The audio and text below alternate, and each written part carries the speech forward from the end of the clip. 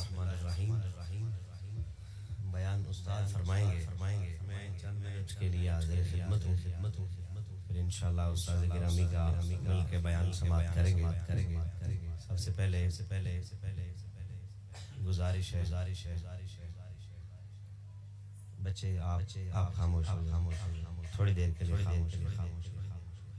چند باتیں میں عرض کر کے مائک استاد گرامی کے حوالے کر رہا ہوں. درود شریف پڑھیے. الصلاۃ والسلام علیک یا سیدی یا رسول اللہ وعلی آلہ وصحبہ یا سیدی یا حبیب اللہ.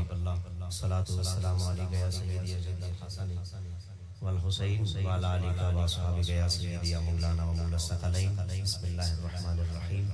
قال اللہ تعالی فی الکلام المجید افلا یتدبرون القرآن ام علی قلوب اقفالها. صدق اللہ مولانا العظیم وبلغنا رسوله النبی الکریم الامین الرؤوف الرحیم ونحن علی ذلک لمن الشاہدین والشاکرین والحمد للہ رب العالمین. واجب الاحترام استاد گرامی استاذ العلماء ترجمان اہل سنت علامہ مولانا محمد اشرف چشتی صدر سنی علماء کونسل ملکوال اور آپ کے ساتھ تشریف فرمایا ہے ہمارے دل عزیز شخصیت فیضیاب حضور الامت استاذی و استاذ العلماء علامہ محمد اشرف نظامی صاحب مولانا قاری محمد عبداللہ مدنی صاحب دیگر حضرات حافظ خالد محمود مہدی صاحب دیگر سامعین السلام علیکم ورحمۃ اللہ وبرکاتہ.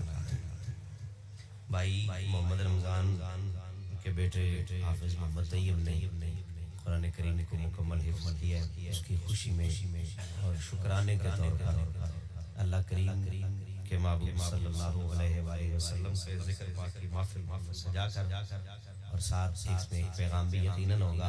یہاں اکٹھے کرنے کا مقصد یہ بھی ہے کہ بتایا جائے کہ جو حفظ کر لیتا ہے اللہ اسے اجر کیا عطا فرماتا ہے اور پھر جس پہ یہ کرم نوازی ہو جاتی ہے اس کی ذمہ داریاں کیا ہوتی ہیں. یہ مجھ سے بہتر استاد گرامی بیان کریں گے. میں ایک چھوٹا سا پہلو لے کے حاضر ہوا ہوں. آغاز میں ایک دو شعر میں نے پڑھنے ہیں.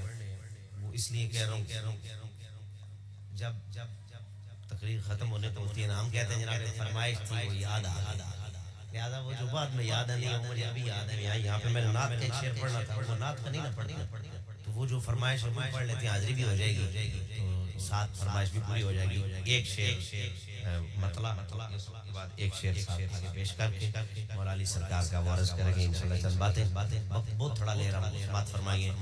بغض علی وچ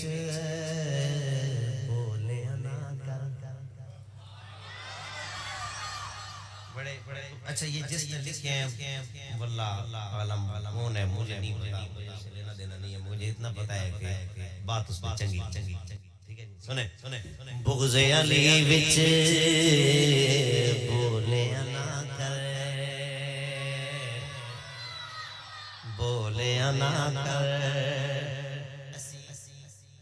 بول دیں عشق علی. دوسرا مخاطب کیا ہے بغض علی اس نہیں بولنا. سماعت فرما بغض علی جب بندہ بولے تو کیا ہوتا ہے سنو. بغض علی وچ بولیا نہ کر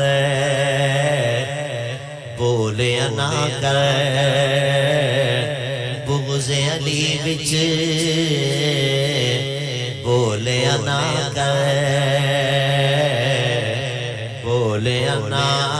کر عزت ماندی رولیا نہ کر بغض علی وچ بولیا نہ کر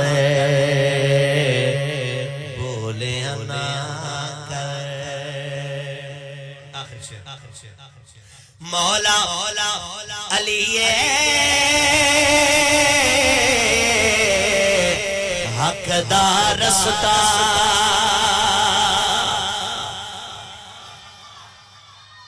سارے آپ متفق ہیں اس بات سے. مولا علی ہاتھ بلند کر کے فرمائے سبحان اللہ. مولا علی حقدار رستا مولا علی حقدار رستا اس رستے تے ڈولیا نہ کر بغض علی وچ بولیا نہ کر بولیا نہ کر عزت ماں دی رولیا نہ کر بغض علی وچ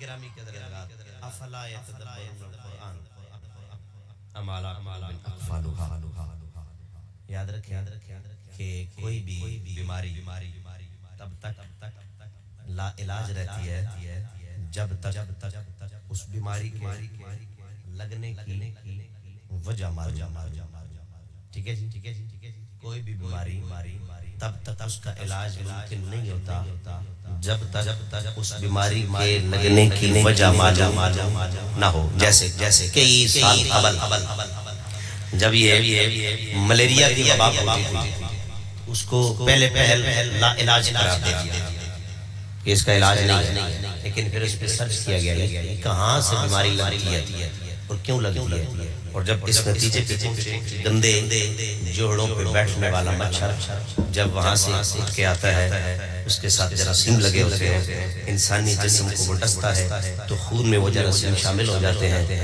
ملیریا ہو جاتا ہے پھر اس کے بعد اس کا علاج دریافت کیا گیا اب یہ اس کا علاج ممکن ہے پاسبل میں نے صرف ایک ہی مثال دی ہے ورنہ میں ڈھیر ساری مثالیں عرض کر کے اگلی بات سمجھاتا لیکن یہاں پہ بات سمجھ آ سکتی ہے کہ تب تک علاج ممکن نہیں ہوتا جب تک بیماری کے لگنے کی وجہ معلوم نہ ہو اور جو آیت میں نے پڑھی ہے اس کا حصہ اللہ نے اس میں بیماری بھی بیان فرمائی ہے اور اس کے لگنے کی وجہ بھی بیان فرمائی سنیں کیا فرمایا اللہ فرماتا ہے افلا یتدبرون القرآن ام علی قلوب اقفالها اس میں دو چیزوں کا ذکر ہے ایک یہ کہ تمہارے دل مقفل ہو گئے بند ہو گئے تمہارے دلوں کو تالے لگے ہیں یہ ہے بیماری وجہ پتہ کیا ہے اللہ فرماتا ہے لا یتدبرون القرآن تم نے کبھی قرآن میں غور و فکر نہیں کیا تم نے کبھی قرآن میں تدبر نہیں کیا تم نے کبھی قرآن میں تفکر اور سوچ بچار ہی نہیں کیا کہ تمہارا اللہ تمہیں کیا فرما رہا اقبال رحمۃ اللہ علیہ فرماتے ہیں میں بیٹھا قرآن کریم کی تلاوت کر رہا تھا میرے بابا پاس سے گزرے فرماتے اقبال کیا کر رہے ہو میں نے کہا بھائی قرآن کریم کی تلاوت کر رہا ہوں فرمایا بیٹھے کیسے میں نے کہا یہ سامنے قرآن کھلا ہے اور میں سامنے قرآن کریم رکھ کے اس کی تلاوت کر رہا ہوں فرمایا چل بیٹھے کر لے کبھی ہم تمہیں بتائیں گے کہ قرآن کیسے پڑھتے کاش بابا بھی ایسا ملے کہ جیسے قرآن پڑھنا بھی آتا ہو اور سمجھانا بھی آتا ورنہ ہمارے ہاں اب تو پوزیشن یہ ہے وہ باہر سے آواز آتی ہے قاری صاحب باہر آئے ہم باہر جاتے ہیں یہ بچہ پکڑے اس کو اندر لے جائیں یہ کل بھی چھٹی پہ تھا یہ پرسوں بھی چھٹی پہ تھا اس کو پکڑے 2-4 لگائے وہ ہمیں بچہ دے کے نا خود واپس فجر کا وقت تب بھی ایسے ہی ہے جب کلاس فجر کی لگتی ہے تب بھی کہ باپ صاحب آتے ہیں اٹھا کے بچے کو مسجد کے قریب پہ چھوڑ جاتے ہیں لیکن ہوتا کیا بچے کو اندر گئے غائب ہو گئے تو بھائی صاحب جب تک ابا خود نہیں نہ پڑھے گا تب تک اولاد نہیں پڑھے گا یہ بات کنفرم اور جب ابا خود پڑھے گا تو پھر اس کو کہنے کی ضرورت نہیں ہے بچے کو کہ پڑھ وہ بچہ باپ کو دیکھتا ہے کہ یہ پڑھ رہا ہے اس کا معمول یہ ہے اس کا طریقہ کار کہ یہ اس کا دن کا شیڈول یہ ہے تو وہ اس کے مطابق عمل کرتا ہے تو ایک بار رحمت اللہ علیہ فرماتے ہیں مجھے باپ نے فرمایا بیٹے میں تمہیں بتاؤں گا کیسے پڑھتے ہیں فرماتے چند دن گزرے میں بیٹھا پھر پڑھ رہا تھا کیا کر رہے ہیں اقبال میں نے کہا بابا قرآن کی تلاوت کر رہا ہوں فرمایا ادھر میں تجھے بتاؤں کیسے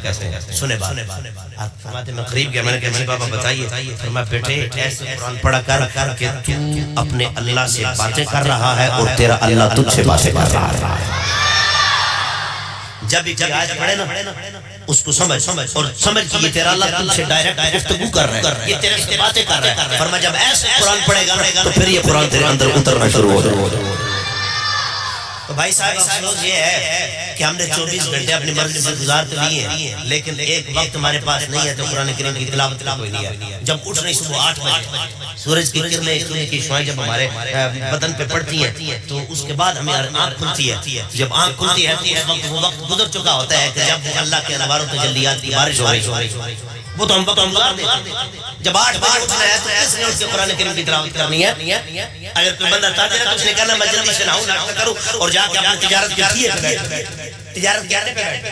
اگر کوئی اسٹوڈنٹ ہے وہ جلدی سے اٹھے گا، اپنی وردی تبدیل کرے گا، اسکول کالج یونیورسٹی کسی بھی شعبے سے تعلق رکھنے والا ہے، جب وہ تاخیر سے اٹھے گا تو وہ یہی کرے گا، نہائے گا، اپنے کپڑے تبدیل کرے گا، ناشتہ کرے گا، جائے گا اپنے کام پہ. لیکن لطف تب ہے کہ بندہ صبح اٹھے جی اٹھ کے تو پھر قرآن کریم کی تلاوت کرے، تلاوت کر کے اپنے دن کا آغاز کرے تو انشاءاللہ اس کے ہر کام میں اللہ برکت عطا فرماتا ہے. اس نے کہا تھا شر شرمی سے اٹھاتا ہے قرآن، سریہ کا ہم سر بناتا ہے قرآن. حدیث نبی میں وہ ہے سب سے اچھا جو انسان پڑھتا ہے قرآن. اسی کی بدولت ہے سائنس کا نالج، تدبر کی دنیا بساتا ہے قرآن. اور مجھ کو نافذ نبی تو وطن میں ہمیں یاد کر کے بلاتا ہے قرآن. آج امت مسلمہ پہ جو اتنا مشکل وقت آیا ہے نا، یہ کبھی نہ آتا اگر قرآن سے منہ موڑا نہ ہوتا. اقبال نے فرمایا تھا وہ معزز تھے زمانے میں مسلمان ہو کر. اگر مسلمان نے پوری دنیا پہ 100 سال حکومت کی ہے تو اس کے پیچھے طاقت یہ قرآن کی تھی، یہ جذبہ ایمانی تھا اس کے. یہی وجہ ہے. اور آج دیکھ لیں فلسطین میں کیا حال ہو رہا ہے، دیکھ لیں برما میں کیا حال ہو رہا ہے، دیکھ لیں آج دنیا کے کونے کونے میں ظلم کی چمکی تلے ہوئی مسلمان اسی مر جائے تو روڈوں پہ احتجاج ہوتے ہیں. ہمارے دن میں 1000 کے قریب تک لوگ جو ہے وہ جامع شہادت نوش کر رہے ہیں، لیکن کسی کے کان تک جوں تک نہیں دکھتی. یہ پتہ کیا ہے؟ جذبہ ایمانی. ایک وہ وقت تھا کہ جب وہ 313 مقابلے میں ایک اور 313 جو ان کے پاس ہتھیار نہیں نہتے تھے. کسی کے ہاتھ میں وہ کھجور کی چھڑی ہے، کسی کے ہاتھ میں کوئی گنی چنی تلواریں. وہ مکہ سے جب نکل رہے تھے نا مدینہ سے یہودیوں نے کہا اس سے لڑو گے، تمہارے ہاتھ میں یہ چھڑی ہے، اس سے لڑو گے. انہوں نے کہا تھا ہمیں ان چھڑیوں پہ بھروسہ نہیں ہے، ہمیں کالی کملی والے پہ بھروسہ. وہ جذبہ ایمانی تو غالب تھے. اب دیکھ ایمان کا جذبہ نہیں رہا. آپ کہیں گے کہ ہم پھر کیا کریں، فلسطین کہاں ہے، لیکن ہم اتنا کر سکتے ہیں نا کہ قرآن کے 5 قرآن کریم کے حقوق بیان جو ہم پہ فرض ہے ضرور کرنے اور وہ قرآن کے 5 حقوق ہے ہم پہ فرض ہے، ہم پہ ضروری ہے. وہ کیوں سے؟ سب سے پہلے یہ کہ اس کی تعظیم کی جائے. تعظیم وہ تقریباً ہم کرتے ہیں. ہاں جی ہم کرتے ہیں کیونکہ ہم نے دیکھا ہے حرم پاک میں، مکہ پاک میں، مدینہ میں دیکھا ہے کہ قرآن لوگ پڑھتے ہیں وہیں پہ نیچے رکھے اوپر سرانہ بنا دیا تو. لیکن ہمارے یہاں کیا ہوتا ہے کہ جہاں بندہ قرآن کریم پڑھ رہا ہوتا ہے کوشش یہ ہوتی ہے کہ اس طرف کمر بھی نہ. اور ہماری گھر کی خواتین ہم سے زیادہ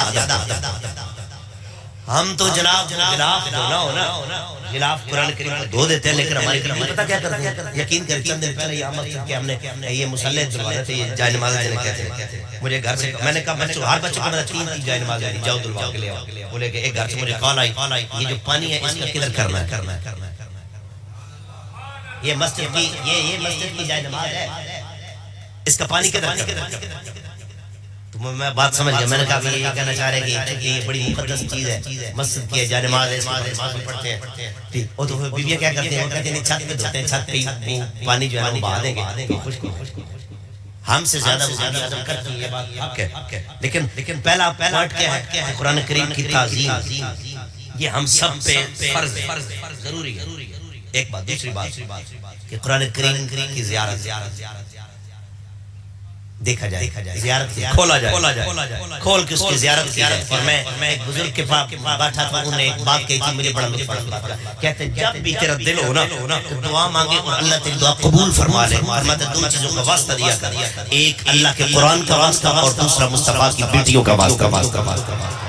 یہ 2 واسطے اللہ رد نہیں، مصطفیٰ کی بیٹیوں کا واسطہ اور دوسرا قرآن. فرماتا قرآن سامنے رکھ اور اللہ سے جو مرضی مانگ اللہ عطا فرما. واسطہ مالک یہ تیرا کلام ہے، سچا کلام ہے، یہ بابرکت کلام ہے. یا اللہ اس قسم کے بھائی صاحب ہمارا تو حال ہی ہے، وہ اوپر چھتی کے اوپر رکھ دیتے ہیں. سال کے بعد وہاں سے اتارا اس کو جناب اس کا غلاف دھویا، دھو کے پھر چھتی کو صاف کیا، صاف کرنے کے بعد دوبارہ پھر وہیں پہ رکھ دیا. اللہ ماشاءاللہ سب کی بات دیکھیں.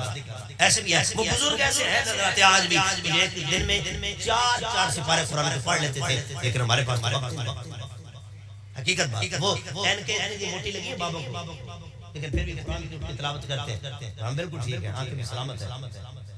اگر میں اپنے آپ سے مجھے پتا میں نے کتنے دن پہلے قرآن کھولا تھا، یہ کتنے وقت گزر گیا، آپ کو اپنا پتہ، کسی کو سے وہ کھڑا کر کے بات پوچھنے کی ضرورت نہیں، ہر بندے کو اپنا پتہ ہے. لیکن صاحب وہ بات یہ ہے، ہر گھر میں جھگڑا ہے، نا اتفاقی ہے. بابا کہتا ہے اگر آنکھیں نہیں لگتے، بات نہیں مانتے، رزق میں برکت نہیں ہے، نا چاہتی ہیں، فلاں ہو گیا، فلاں ہو گیا، فلاں ہو گیا، فلاں ہو گیا. ہم نے پوچھا اقبال بتاؤ اس کا حل کیا ہے؟ اقبال نے کہا کہ اس دور میں جو چیز محافظ ہے ہماری قرآن ہے، قرآن ہے، قرآن ہے، قرآن.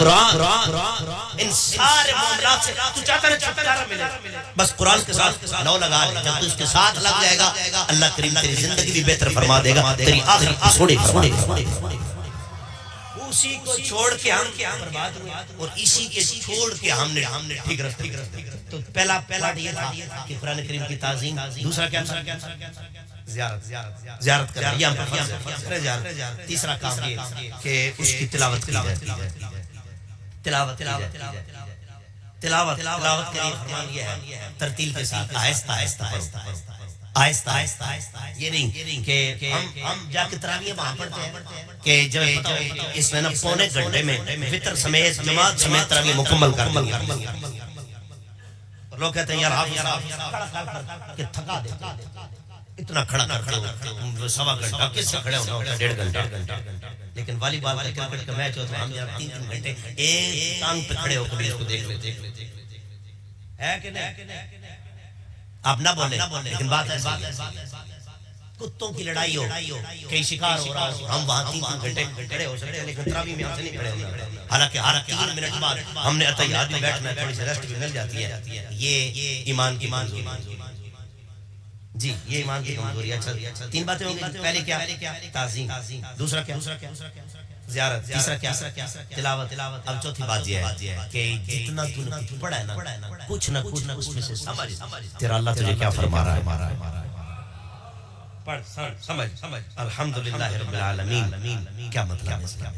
ذالک الکتاب لا ریب فیہ، اللہ کیا فرما رہا ہے؟ والتین والزیتون، اس کا کیا مطلب ہے؟ اللہ تجھ سے کیا مخاطب، کیا کہہ رہا ہے؟ والضحیٰ واللیل اذا سجا، اللہ کیا فرما رہا ہے؟ فبما رحمۃ من اللہ لنت لهم. اس میں اللہ کا کیا فرمانا ہے؟ لقد رضی اللہ عن المؤمنین اذ یبایعونک تحت الشجرہ. اللہ اس میں کیا فرماتا ہے؟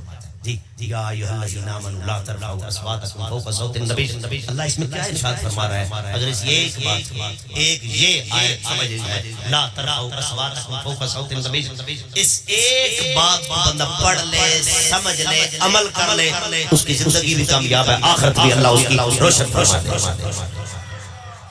یہ اتنی جامع آیت ہے. فرض کرنے کا مقصد یہ ہے کہ اس کا چوتھا حق ہے، قرآن کا حق ہے، ہم پہ فرض ضروری ہے.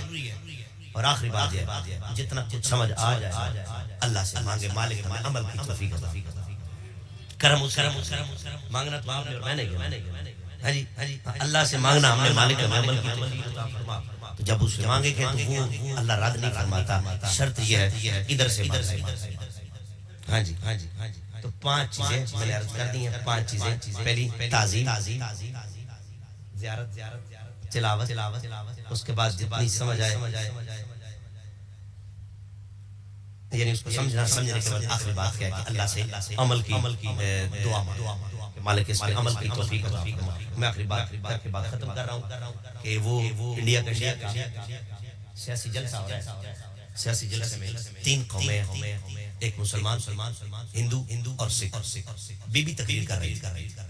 تقریر کے آخر میں اس نے ایک سوال کیا بڑے مجمع سے، بتاؤ مسلمانوں تمہاری پوری تاریخ اسلام میں ایک حسین آیا ہے، دوسرا کیوں؟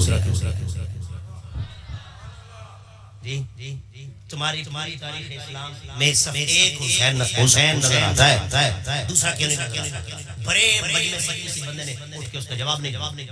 کیوں؟ اس لیے کسی کے پاس اس کا جواب تھا. پھر اس نے کہا مسلمان تم سے سوال ہے، بتاؤ کیا وجہ، کیا تمہارے دین میں اب وہ نظر نہیں، اب وہ چاشنی نہیں، قرآن میں وہ لطف اور سرور نہیں رہا، تمہارے دین میں وہ چیز نہیں ہونی چاہیے تھی. کیا وجہ ہے؟ ایک حسین آیا ہے، دوسرا حسین کیوں نہیں آیا؟ مجمع میں سب کا ساری تھا، کسی مسلمان نے اٹھ کے اس کو جواب. اب بی بی کی دھاک بیٹھ گئی. اب اس کو پتا تھا کہ اب ان کے پاس جواب نہیں ہے. اٹھی اس نے پھر ذرا بلند آواز زور سے بتاؤ کیا وجہ ہے مسلمانوں تمہاری پوری تاریخ میں ایک حسین آیا ہے، دوسرا کیوں نہیں آیا؟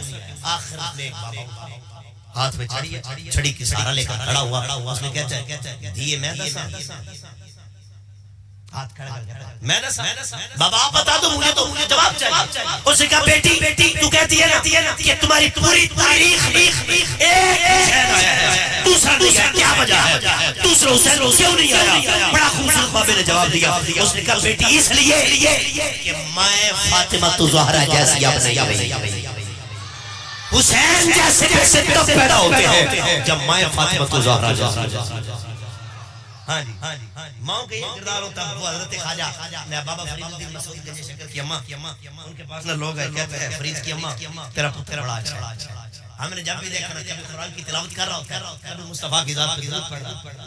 کیا بات ہے تیرے بیٹے آگے سے ماں کو تو کیا کہتی ہے ابھی بچے تھے نا جناب حضرت بابا فرید ابھی چھوٹا ماں کہتی ہے اس میں فرید کا کمال نہیں ہے اس میں میرا کمال ہے.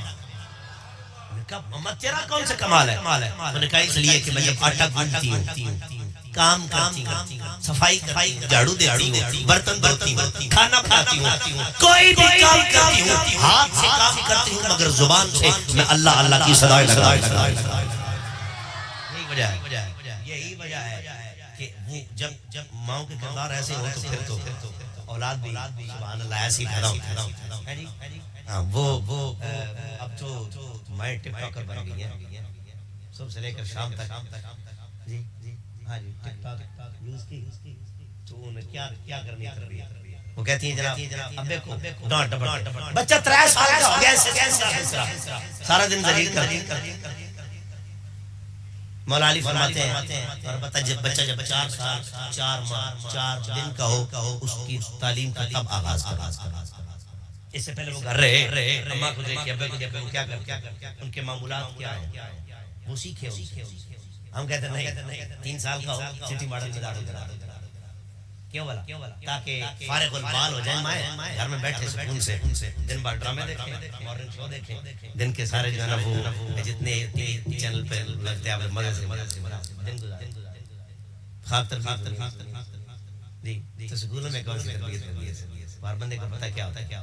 اس لیے پیارے بات کہ پہلا دن کا جو ہمارا سٹیپ یہی ہے اٹھ کر بارگاہ رب العزت میں سجدہ کریں اور اس کے بعد اس کے پاس قرآن کو کھول کے پڑھیں گے اور جب اس کو پڑھیں گے تو یقیناً پڑھنے کے بعد دعا مانگیں گے تو اللہ قبول فرماتا ہے. یہ حقیقت ہے. وہ جو قبولیت کا وقت وہ ہم نکال دیتے ہیں بعد میں ہم دعائیں کرتے رہتے ہیں دعا ہو رہی ہے ہماری قبول نہیں ہوتی. اب کہاں سے قبول ہوتے ہیں؟ اصل وقت تو نے گما دیا. اس لیے اللہ کی بارگاہ میں دعا ہے مالک اپنے حبیب پاک صلی اللہ علیہ وآلہ وسلم کے سر کے جو کچھ عرض کیا عمل کی توفیق عطا فرمائے. اب جس کے جی میں آئے وہی پائے روشنی. ہم نے تو دل جلا کے سر عام رکھ دیا ہے. وآخر دعوانا الحمدللہ رب العالمین.